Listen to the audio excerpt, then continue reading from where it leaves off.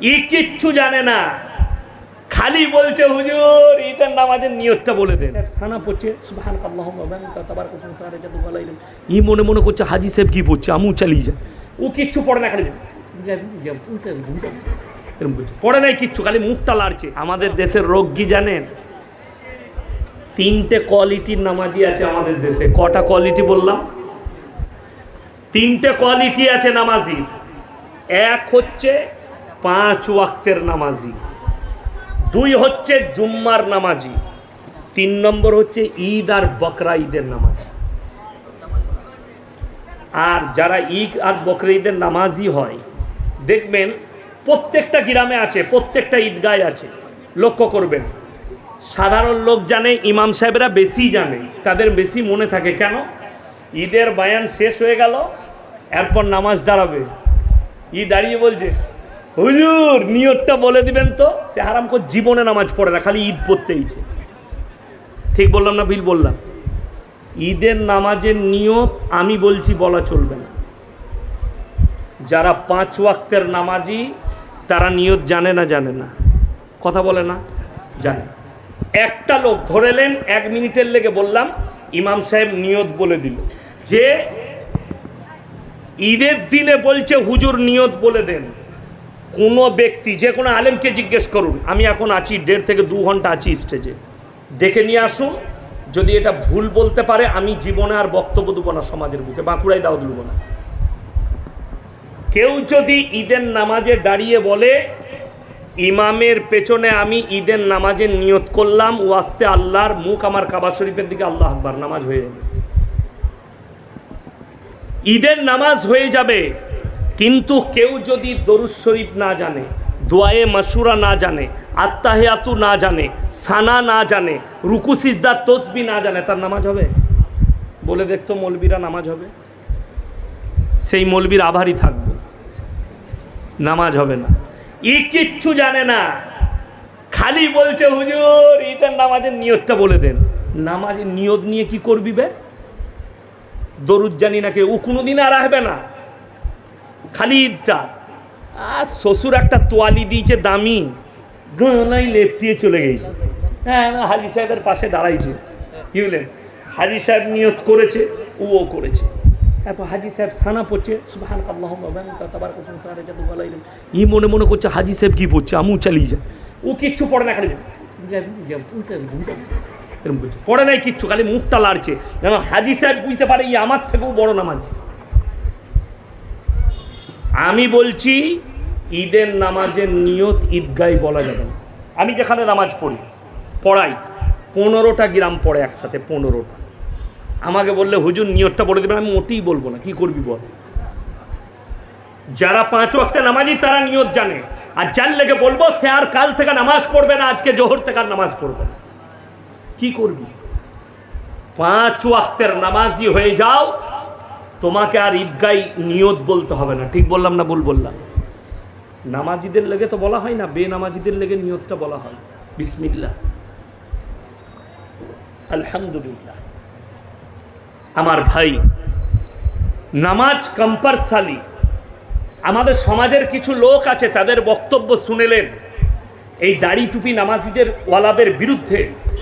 হে নামাজ পড়ি না, ঠিক আছে, আমি গ্রাম চায়ের দোকানে বলে, বাজারে বসে বলে যে আমি নামাজ না পড়তে পারি, আমি কিন্তু গ্রামের ভালো লোক।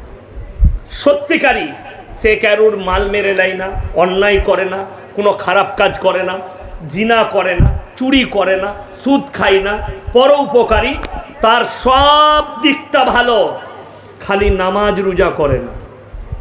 এরকম লোক আছে না নাই বলুন? গাদা আছে।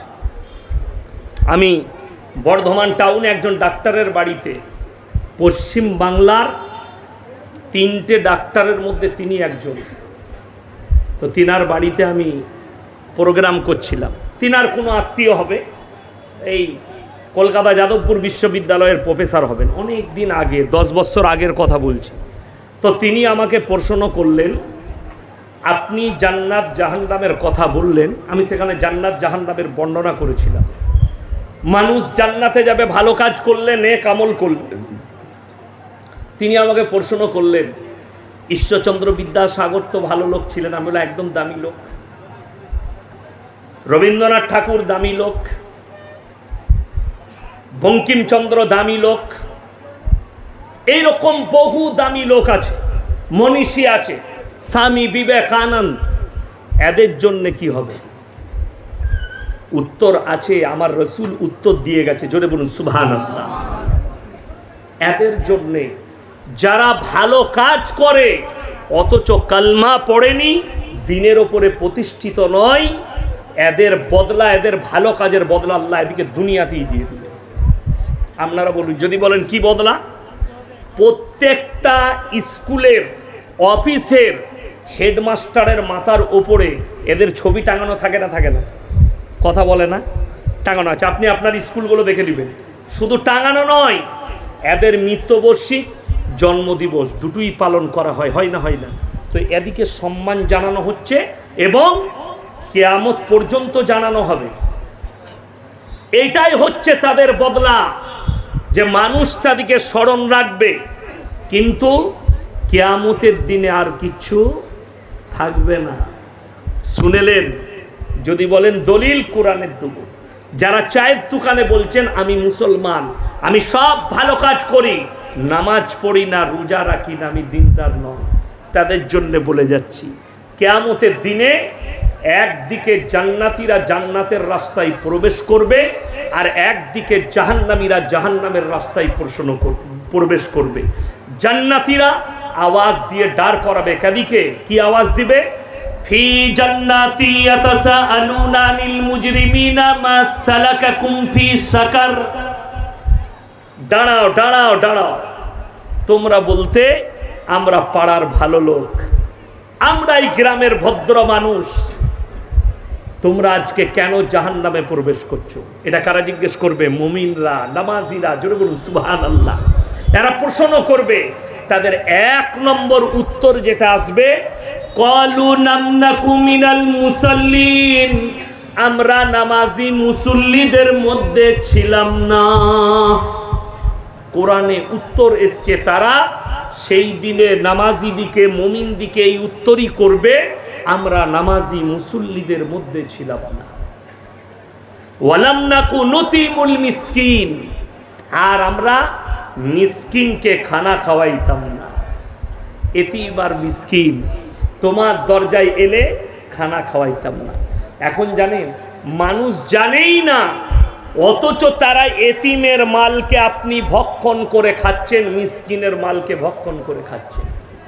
অথচ আপনি মনে করেছেন এই খাবারটা আমার হক, আপনি মনে করেছেন আমি প্রতিবেশী, আমার হক। যদি বলেন কোনটা? আমি 2 ঘন্টা আছি, যদি কোনো বাপের বেটা মৌলবি থাকে নিয়ে আসুন স্টেজে, হাদিস আর কোরআন নিয়ে আসবে, বাপ দাদর বই আমি দেখব না। হাদিস আর কোরআনের দলিল দিবে। আমাদের সমাজের লোক মরে গেলে 40-এ খানা হয়, হয় না? হয় না? কথা বলে। মিলাদ হয়, 40-এ খানা হয়, খানাতে দাওয়াত পায় কারা?